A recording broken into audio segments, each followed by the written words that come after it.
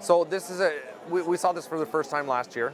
Very cool, little intriguing unit, and I'm sold on this kind of a thing. I mean, I do a lot of stuff in the backcountry and playing, but I also have 300 acres where I cut wood, I trap, I hunt, do a little bit of fishing, I do all kinds of stuff back in the bush. Right. And this is I can't do a lot of it with my other sleds.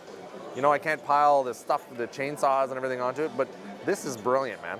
Yeah, the nice thing about it is with one track being 20 centimeters wide, its surface area allows you even to go on thinner ice than normal. 20 inches wide. Yeah. 20 inches? 20 inches wide. Yeah. And you can also trailer a couple sleds. Yeah, I saw that. Like you got a train. Right. You're daisy chaining them, man. Right. So, what does that unit weigh itself? This weighs 275 pounds, and it's got the 13 horse. It also comes with a 10 horsepower as well. Right. There's two sizes. This is a compact version. Yep. Standard size is another 20 centimeters longer. Fit more gear in it. You got to be able to get a pail, a bucket in there, like right? That. You got to be able to get a Absolutely. 5-gallon bucket. Even a duffel bag, fishing gear, yes, hunting gear. Yep. All that. And you know what? Like, some people might say that that's going to be too heavy. We're going to say 275? 275. But you need the weight on it. You need the weight for the traction, especially if you're not in the snow, on ice and stuff. Just like on that video right there. 275 pounds is easy for two people to lift. Yeah, totally. Right into the back of an SUV. Yep. This also fits in the sled if there's no seat. Right. So the seat easily detaches with these lock nuts. You loosen these. Yeah. And the seat will come off, and then the sled goes in the seat. And that is, of course, totally adjustable. And you could actually put a lazy boy in this.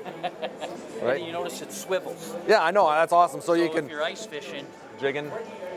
I might just take ice fishing up again. So this has reverse? This model doesn't, but we do have them with reverse. Okay. They come, 13 horse comes with the reverse. It's a reverse that requires you to get up and put it in reverse. Yep. Move it, and then come back and take it off. Yeah. It's nothing up here on reverse. Right. And that's safety reasons, because backing up with a sled not so could be yeah. But yeah. So you could when you put it in reverse, could you do this? Yeah, you could. And then you could drive it, right? You could. And it goes up to 30 kilometers an hour. Yeah. And the nice thing is there's no license, no registration, no insurance. But if you want to go ice fishing and you got to go across the trail, you don't need the trail permit, but you still need insurance. No, what it is the law is, from what I understand, is a trail you cannot be stopped going to the lake by a trail. But it is your responsibility to get as close to the lake as possible. You can't park 40 miles away. Yeah. And then you can get on their trail to get to the lake. But do you have to have insurance to be on the trail? Not if you're going to the lake. Okay. If you're riding trails, if you want to go to a snowmobile club, get on. Yes, you got. Okay. They'll license it for you. And yes. Absolutely. Now, can we see the motor? Is it possible to? It's a Briggs & Stratton, 13 horsepower, and you gain access. Is this waterproof? Yes, it's water. It's weather resistant. So there's how you get to the gas. And in order to remove the cover, there's just the little these the little Phillips screws. Yep. And the cover just lifts up. Very cool. Articulates around that. Yep. And this is just a release. We are making an improvement on the next model with a quick release. Nice. So. Can I just? Is it possible to? I don't know. Is it heavy? Oh, that's easy. Oh, sorry. Knocked that over. So that's the little drive mechanism right there. And the bogey wheels. So I would think that having that on the front is a good idea, because the front is probably off the ground more often than the back. And we do sell as an option a guard that goes around that the would be a great idea too. It leaves it open because you don't want it enclosed because of grass, twigs, snow, even in the winter will pack in there. Right. And you don't want it being packed in there. Yeah, well, I mean, this isn't just for the winter, right? It's they use it winter, summer. It's year-round use. It would be multi-practical. Definitely, it's a lot of fun to drive. Well, of course it is. It's like an old Husky, right? Is it a Husky? Right. Yeah. Boland's Husky. Diablo Rouge. That's right. They're the older versions, and they've come a long way. Now, do these trailers? Do they have sliders underneath? Sliders, yeah. If you look here. You can see the sliders, and they're replaceable. Yeah. And the other thing, the good thing about this is not only are these, but if you look, there's a bar going underneath the frame. Just stiffen it. You need the rigidity so you it do. doesn't tip. I wondered about that because those Pelican ones. Yeah.